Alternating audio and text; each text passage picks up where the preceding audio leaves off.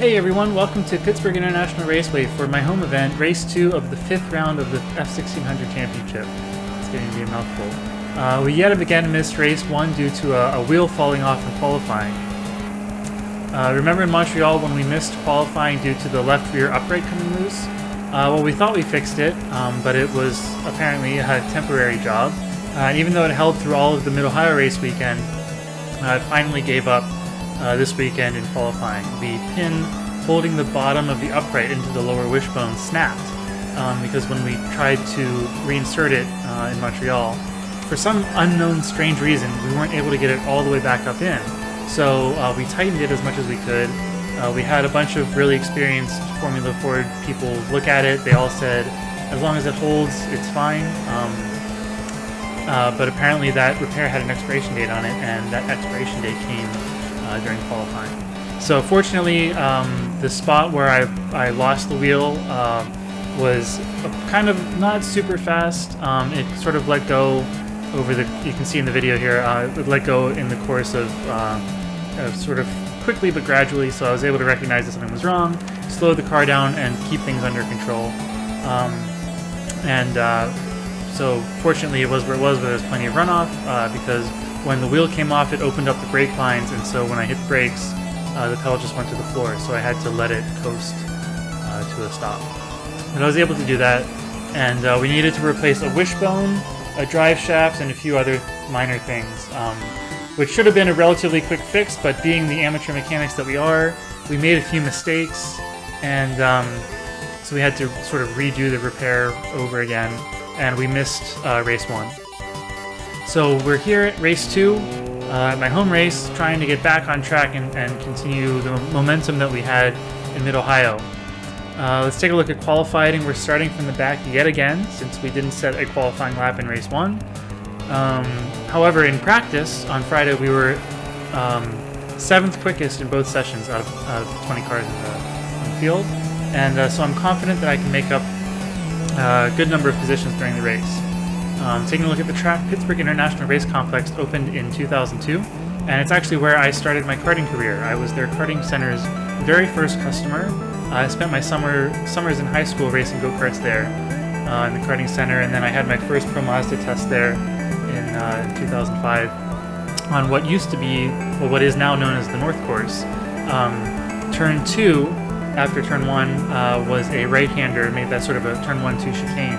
And it rejoined where it's turn 11, and the southern part of the track is fairly new. They just added it in 2015, I think that was the first year, and it's turned pit race into a really fantastic circuit. Obviously I'm biased since it's my home track, but a lot of other drivers have come out and said the same thing. They're also doing more improvements to the facilities, and I think it's really just a matter of time before they start hosting things like IMSA or maybe even IndyCar. And I think they're a long ways away from Formula 1, but that's a different ballgame entirely. I think my favorite part of the track are the S's from turn 7 to 11. Each turn is incrementally faster than the previous one. There's some elevation changes with blind crests, and it really keeps you on your toes. And then it ends with turn 11 is flat out in our cars, and you can really feel the speed. Even with no wings, you can feel the tires really loading up with grip, and the wheel gets really heavy. It's really cool.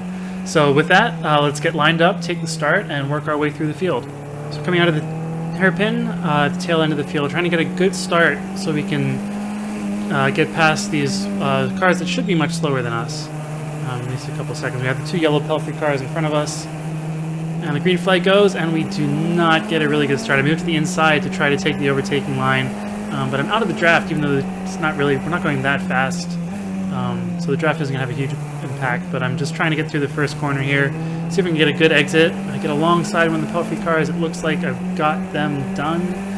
I'm on to the next. Trying to stay to the inside, so we have this passing lane. I probably should move to the left, but I think that Pelfrey car, I'm not quite ahead of them. Try to stick my nose in a little bit, see if I can get another position and back out of it. I think I've been a little bit too conservative on these starts. But again, we're a small team. We don't have a lot of resources to fix things if they break. Just trying to stick my nose in just a little bit again, but not quite. Don't quite have enough. Just hoping to be a little bit farther ahead. as we come up, heading towards the S's. Not a very good passing spot. I mean, you can pass going into it, but going through the S's is not an easy place to pass. You see some of the cars going side by side. That'll help me at least stick with these guys that are held up in the accordion. In fact, I could maybe stick my nose in here, but that's a bit of a risky pass too. Try to get momentum going into turn 12. Take the passing line. Still not able to do it.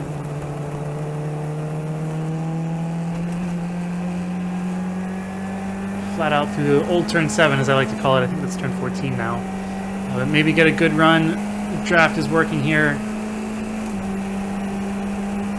These guys are going to go side by side through a really fast corner.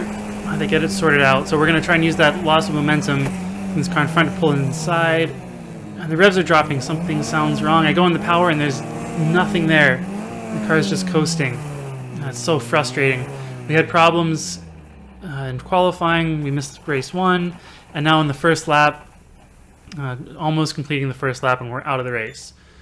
What ended up happening was the differential basically blew up.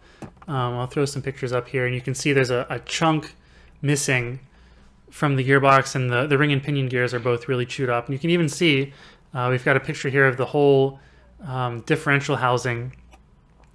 You can see that shaft on the bottom is the drive shaft coming from the engine into the gearbox, which is to the right. And it might be kind of hard to see, but it's actually kind of bent. So I guess what happened is something got loose in the differential, and it got jammed into the ring and pinion gear and seized everything up. So it's really frustrating to have so much bad luck at your home race. It's really not what you want. And there was no way we were going to be able to fix this before the next race, race 3 of the weekend. And actually it took us until after the next round at Summit Point to get the car back together and to get it working. But we do. We'll fix it. So we're going to miss round 6 at Summit Point, but we'll be back in time for the final round of the season at New Jersey Motorsports Park. Taking a look at the results for the race, we finish in 20th with a DNF. So another DNF, another weekend. I mean, we have DNFs for all 3 races. So it's really frustrating. We were so strong in the first 2 practice sessions. You know, we were up there in 7th place for both of them. So we could have had a good weekend if it just wasn't for a little bit of poor preparation and then some bad luck. But we'll be back for the end of the season, and we'll see you soon. Thanks for watching, everyone. We'll see you in New Jersey.